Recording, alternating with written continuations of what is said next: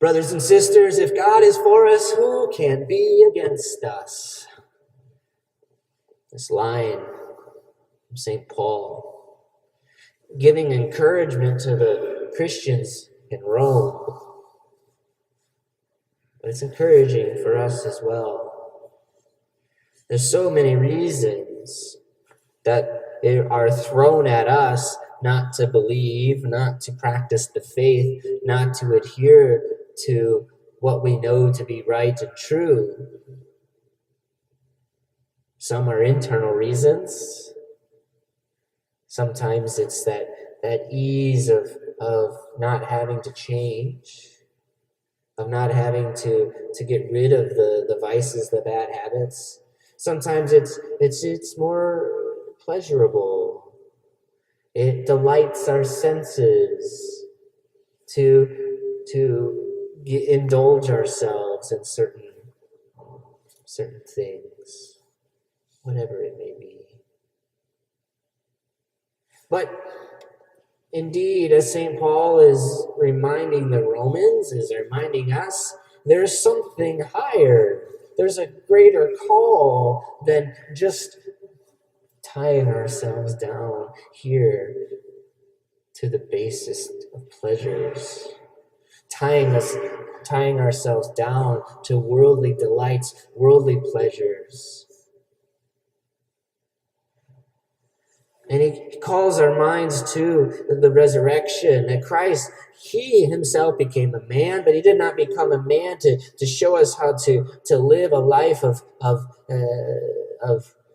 excess, a life of pleasure, a life of indulgence.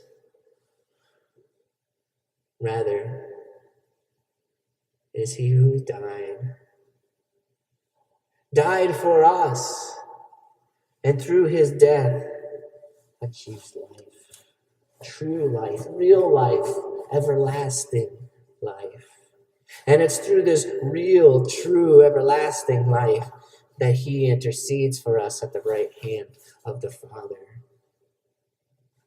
And with this reality, this presence of Christ, of God in our midst, brothers and sisters, who can be against us? Now, in our own lives, we think, well, this is maybe not as hard as it might seem. Maybe it's harder to get rid of some of the bad habits, the vices we have in our lives. But the Romans were really being persecuted. They were really being killed. We see it in our own day, in other parts of the world, the Christians being beheaded in the Middle East for professing Christ, risen Christ, the Savior. We too are persecuted for our faith, for standing up for truth, certain truths that we know and hold to be true. Maybe not by beheading. Persecution nonetheless. We're not allowed in certain places, certain environments to express our faith, told to that we're being discriminatory, told to not say what we know and believe to be true. Truth is truth. And if we have God on our side, God the creator of all things, God who created all things out of nothing, then we ought to be willing to stand up for that truth no matter what. And not to be fearful of what one man or a whole bunch of men say. Because we know that if God is with us, who can be against us? And quite frankly, it doesn't matter if the whole world is against us. If we know if God is with us.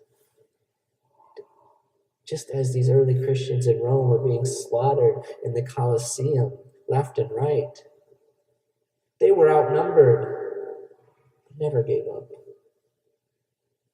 Never gave up the faith, the hope, the love that is the great gift of being united with Christ. We see this in first reading. Abraham finally gets his great beloved son he's been awaiting and was promised by God in the great covenant that he would be a father of a great many nations. And God asks him to take his son Isaac to Mount Moriah, to take him up to the heights, and to offer him and sacrifice him. And Abraham doesn't go into this long dialogue of, well, why? Not questioning, also not trying to make some kind of substitution or some deal with God. There's a humble obedience. Abraham doesn't understand at a human level, but he trusts at a supernatural level. He puts his trust that if God is with me, who can be against me? And he goes and he leads his son up to this mountain to sacrifice him. The son he loves so much, the son he has waited so long for. And through his trust is rewarded. His fidelity is not only rewarded in the saving, the sparing of his son Isaac, but is rewarded in that fulfillment of the covenant that God blesses there on that mountain. That mountain that's named we know differently today than Moriah, but is Zion, Jerusalem. For on that mountain, one of Abraham's descendants did come to reign, to carry out the promise made to one of Abraham's descendants, David,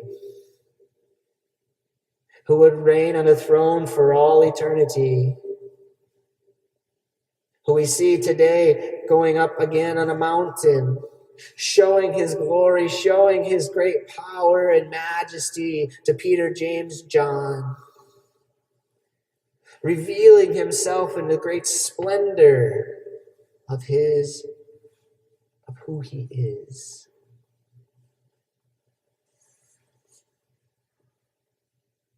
And revealing to their hearts these three apostles.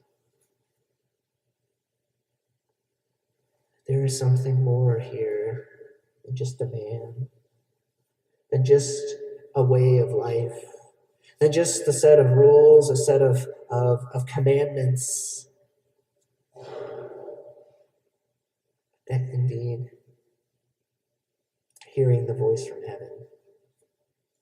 This is God. This is God's only begotten. This is his Son.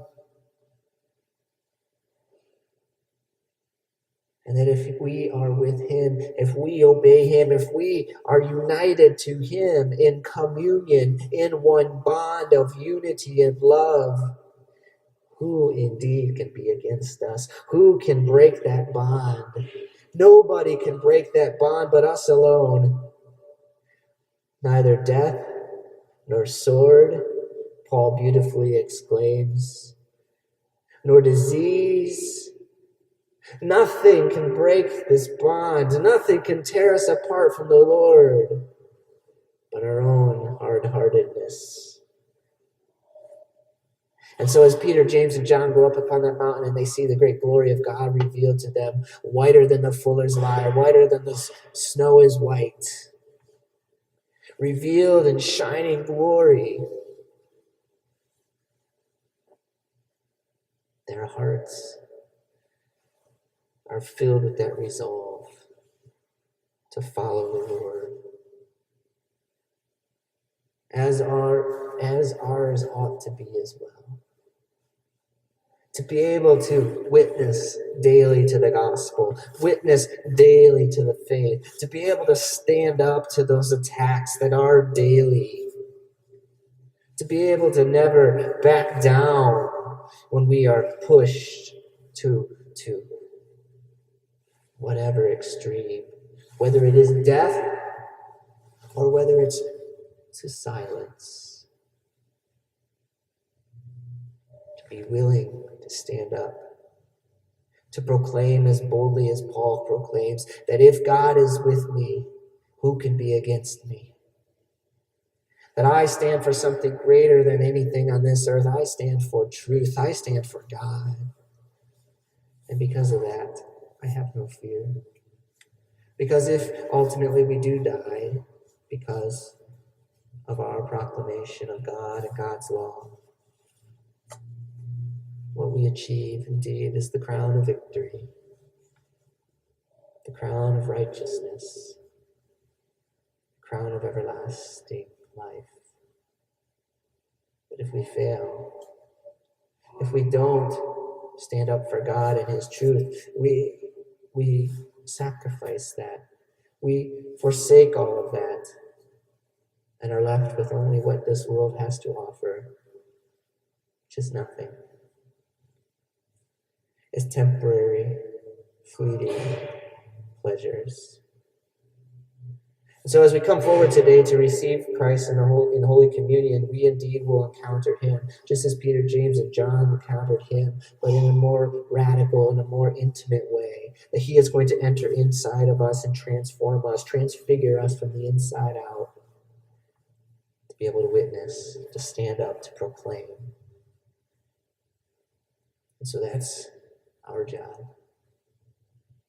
That's our job, is to let that transformation, that transfiguration of our lives, that metamorphosis, so as the Greek would truly be translated, that transfiguration of our lives to radiate outwards, that we too might be white and radiant of God in a world that perhaps doesn't know Him or want to know Him, but indeed to be Him to all people. Why? Because that's our call. Because indeed He is with us. And because He is with us, who can be against us?